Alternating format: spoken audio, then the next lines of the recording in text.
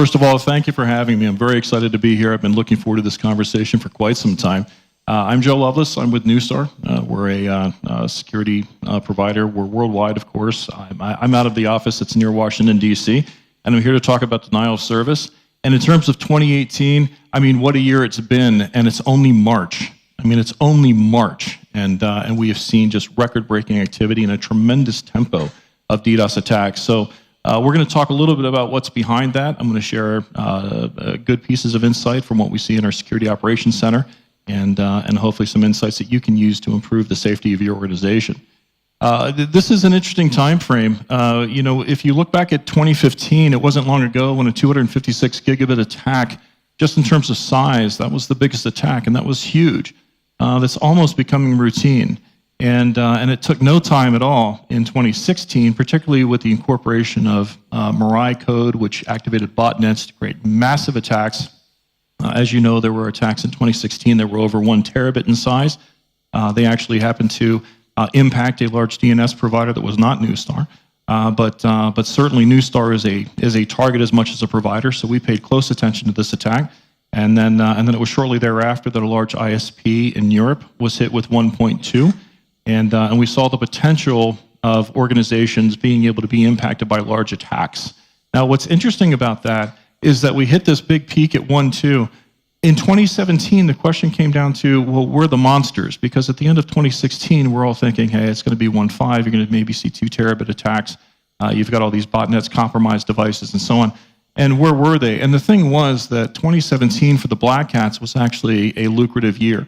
It was a year of Black Hats being able to extort ransom, and there was very little more that could be accomplished at 1 terabit that can be accomplished at 700 gigabits.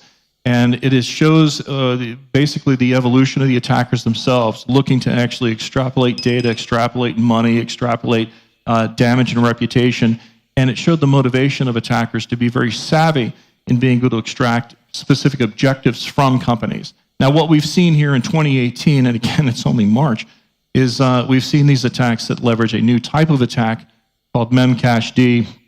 Memcache D, of course, takes advantage of servers that should be focused internally that are actually exposed to the internet.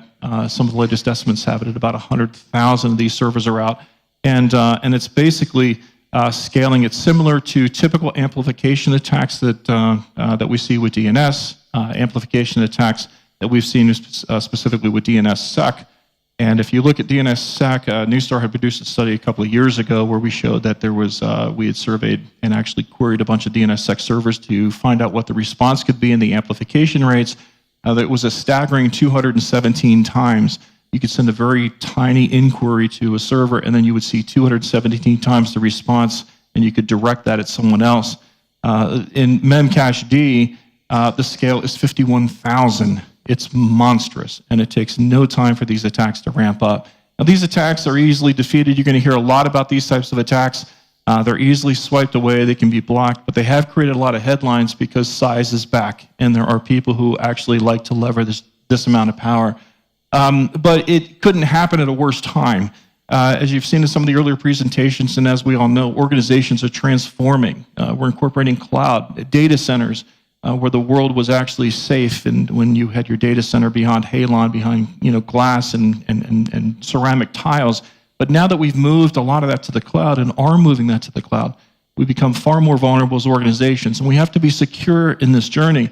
The thing is that in that journey, it's causing things like appliance sprawl. It's causing a lot of gaps in security. It's causing areas that need to be secure and methods that need to be used to secure the infrastructure that are still new to the industry, not simply new to us who are transforming in organizations that are moving.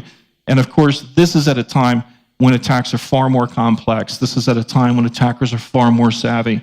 When I would look at some of these attacks over the past few years, there'd be this passing thought, guys, just get a job, but to many people around the world, this is their job.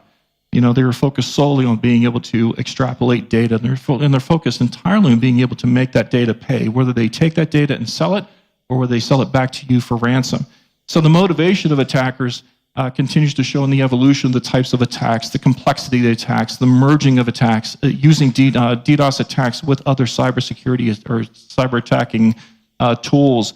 And they're even more sinister now as they're targeting very specific business processes, really going after the application layer, which is where a lot of us live. We have applications up in the cloud. That is fair soft tissue. That is a place of the infrastructure that has still got an awful lot of gaps in it. It's coders publish things without necessarily security being a part. And as a result, organizations are very susceptible to attacks at that level. And when you look at GDPR and you look at the challenges that are ahead, it was great to see Martin talk about that a little bit earlier. This is from research that Neustar had conducted late last year, a couple thousand organizations. And when we isolated it to those just within Europe that would be subjected to GDPR, 45% had actually incurred a breach in concert with a DDoS attack. This was indicative of DDoS attacks being used in concert with malware, in concert with ransomware, in concert with other types of breaching activities. 1/3 had had something taken from them. So I love the example of 1,500 employees leaving every month. I love that example because it shows just some of the operational challenges. Now imagine 1 out of 3 organizations having things stolen from them. And you can see that we face a significant challenge in being able to put down a part of the threat, which is making sure that DDoS doesn't allow other types of activity to occur.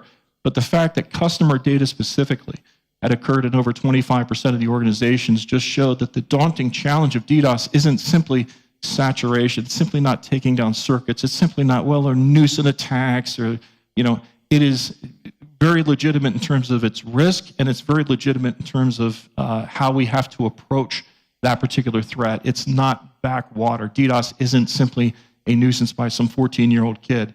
It's done by structured organizations that are very crafty. We're going to see some examples of that as I walk you through some of this operational data. Live.security.neustar is our attack map. You can actually pull it up right now. I will not be offended if you go to your mobile phone. Then you can see it outside in their Neustar booth. But there's an awful lot of activity just today. And in 3 of our scrubbing centers, we list the top 5 in terms of where current activity is occurring. And Amsterdam, Frankfurt, and London are all online, and they're mitigating a lot of attacks. It's been a very active, DDoS session today. The big thing is that when we look at the types of information, we kind of come back and say, okay, so from October all the way through January and slightly into February, what has Neustar seen in its security operations? And we've seen nearly twice as much activity as we did this time last year. 350 gigabits is the largest attack. We actually had back-to-back attacks. I'll show that to you in a moment. The average size attack, though, for all the talk about size, terabits, the average size attack is still about 5.5 gigs. We see it 6 to 8 gigs, and this is routine and throughout the year. We're constantly putting down attacks that are 80 gigabits, which are monstrous. But it's the packets per second that can really hurt you. And right now, that average is about 1 million. The highest is 26 million.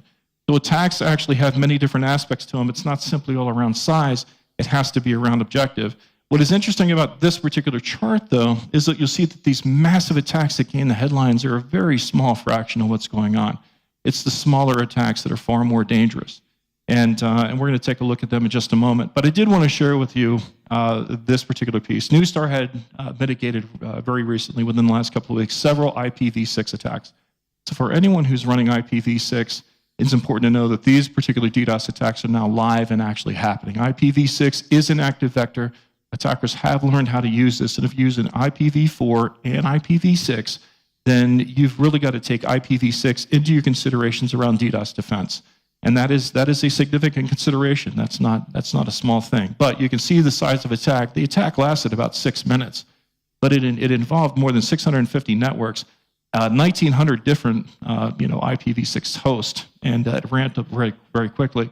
The visual here at the bottom shows the attacks that we had put down that were 350. You can see how quickly those things ramped. In the span of 4 minutes, it ramped up. So when you're thinking about your strategy, and we'll come back to this in a minute, I'm going to ask you to remember this bump and how big this thing got in just 4 minutes, because time does matter, and it has everything to do with the type of defenses and configuration that you're actually going to use in your decisions. The big thing is that the attacks are large, you're seeing those in the headlines, but you have to ask yourself a key question, and that question is, how quickly can you determine the difference between a performance problem and a potential security event? And the reason that's important is because so many of these DDoS attacks are so small, you're not going to notice them, especially if you have multiple data centers, thousands of users. It's going to be very, very difficult to see these kinds of attacks. You've got to have the right types of defenses and expertise in place to be able to do that. This is an important question that needs to be asked of your IT security team. And the reason is because this is a particular scenario that not only played out, but in our research, again, of a couple of thousand organizations, when we isolated it just to financial services organizations in Europe, 1/3 it actually had something taken from them. And the common scenario was this: the attackers are patient because the payoff is huge. They will take their time, they will probe, they will look for vulnerabilities, and they will launch very slow attacks. They can tie certain things up, or they can create distractions. In this particular scenario, one of the common things of financial services is to go after the applications for online banking, because nothing will get a help desk phone ringing faster than someone who can't access their accounts online. And this is a place where you see an awful lot of types of attacks against financial institutions, is going after that end user, creating that distraction. Meanwhile, someone in the accounting department has downloaded companypicnic.jpg, and it turns out to be malware, and the payload is exfiltrating payroll data or financial data out of the organization. This is where so many companies get stung. But it happens because these DDoS attacks are so small and they're almost unrecognizable. One of the recent quantum attacks, we call them quantum attacks because they're so small. This is something that just happened over the past couple of weeks. And this was a very small attack. It was a very common type of attack in the sense that it just went after port 443. It was less than 30 megabits. You're not going to see that. You're not going to see 30 megabits. That's so small. But the object was to target load balancers. There was hardware load balancers at this. This was an online gaming customer, online load balancers, and it was just enough to tangle them up. That was the objective. And Neustar actually worked with some strategic members of one of our hardware partners as we both went in, ripped apart the encrypted traffic, which made the attack, showed the complexity of the attack. And what we found was that that the way that the attack was structured, somebody absolutely positively knew about DDoS defenses. We developed countermeasures on the fly. We were able to thwart that attack, and the attacker then, once seeing the attack had been mitigated, then just started throwing typical SYN flood traffic, UDP flood traffic, and so on. But in the process, we uncovered application vulnerabilities, and Neustar was able to work with the customer to actually then set up an entire process for them to go through all of their applications. As an online gaming site, time is money. And in this particular case, this customer was very, very impacted and could have been significantly impacted had the attack lasted. But this is just an example of how a small attack can create a problem. Let's take a deeper look at a different type of attack, but still equally small. This particular attack never got above 300 megabits. It peaked at 300 megabits, but you can see here, this attack just very, very small, very, very quiet, went on for about an hour and a half. And it was interesting because on the left here, we just see typical UDP and TCP traffic, and then we see just basic ports being queried here. We can see the attacker trying to get through, and it involved 4 of our scrubbing centers: Amsterdam, San Jose, Singapore, and San Jose, and Ashburn. And what was interesting is that it was a very, very, very small attack with some bot traffic, and very typical, and so on. But the attacker sensed the attacker was not getting the results. It is important when you're actually putting together DDoS defenses, recognize that the attacker has objectives. They're expecting to see results. And it's the results that actually will cause changes in their behavior. Because if they don't see those results, they will shift tactics. And a lot of these attackers, particularly this one, has an understanding of DDoS defenses, particularly canned hardware or ISP type of defenses. And immediately you started to see the GRE protocol come into play. And you can see how all the traffic in the other scrubbing centers actually dropped off and actually focused in off the West Coast. This is an extremely distributed attack globally. And the attacker got pretty frustrated because once they realized that the GRE tunnel was there, once they realized that they were not able to get through and see the results, now they started pounding away and trying to get to different ports. That's all clean traffic. The orange bar here is Neustar. That's who we are. And that's our security center. And you can see that the attacker now has introduced LDAP, and LDAP comes into play. This is about tangling up the resources for your user logins. And all you have to do is ask that key question, which is if a small attack could actually tangle and create problems with our user logins and our user credentials, what kind of havoc would that be across the organization? not just internally, but externally with partners, customers, all sorts of users and so on. This is an attacker that really was going after and looking for vulnerabilities and testing what they could get away with and what they could hit. Of course, they were being mitigated, but NTP, SNMTP, we see new botnets coming into play here. Now they're just really frustrated. Now they just started throwing everything at us. And you can see an enormous amount of port scanning, an enormous amount of activity and vector changing going on. And again, all in the span of about an hour and a half. This is how patient the attacker was. But the reason that all of the vector changes are important is because it shows somebody who's incredibly determined. And it's one of the things about DDoS defenses is just never assume that you understand the ethics or the behavior or you can frame the attacker. In this particular case, this has all the all the earmarks of someone who's trying to create surveillance opportunities for themselves and actually understand vulnerabilities. And the reason this is important is they're using DDoS not to volumetrically attack anything. They're using DDoS, and they're using DDoS-generated traffic to avoid being picked up by port scanning defenses, to avoid being picked up by endpoint defenses. This is a way of circumventing security in and of itself. This is clear evidence of DDoS actually becoming in the arsenal as part of a cyber tool that isn't used in isolated fashion, but used in concert with other things. And that's where we are today, and that's why it's so important to adjust our defenses. So how do we do that? How do we take the initiative back? How do we keep it? And how do we keep control? And there are a couple of things. One is just to understand the entire infrastructure is in play. It's not just about pounding away on layer 3 infrastructure. It's not just about pounding away on servers. It's not just about pounding away on certain elements. The entire infrastructure is available to be pounded away on by DDoS attackers. And depending on the tempo and depending on the objective, certain elements will get hit harder than others. But this is very key because you now need to look at the entire enterprise holistically, including layer 7. And it starts by understanding that it's not just volumetric attacks. So for those who, and we hear this, often, a little bit more often in the States, but we still run into a lot of folks like, well, we've never been attacked. And that is a mindset of the top box here, volumetric. That's a mindset that we haven't been blown offline because that's the understanding of DDoS. But as we just highlighted and pointed out, DDoS attacks are very small. You wouldn't know. Most organizations don't understand they've been attacked. So accept that there are multiple types of attacks, not simply the large attacks that make the headlines and take you offline. And then make a decision. Do we need to be always on? Do we need to have our traffic routed constantly through a mitigation type of network with high performance, but through that so we can have instantaneous or mitigation within 10 seconds? Or is on-demand fine? Do we have the detection capabilities to then shift our traffic when we're actually under attack? It's a demarcation line, and it's a strategic decision that you need to make because that guides the investment and makes the DDoS defense investment far more effective.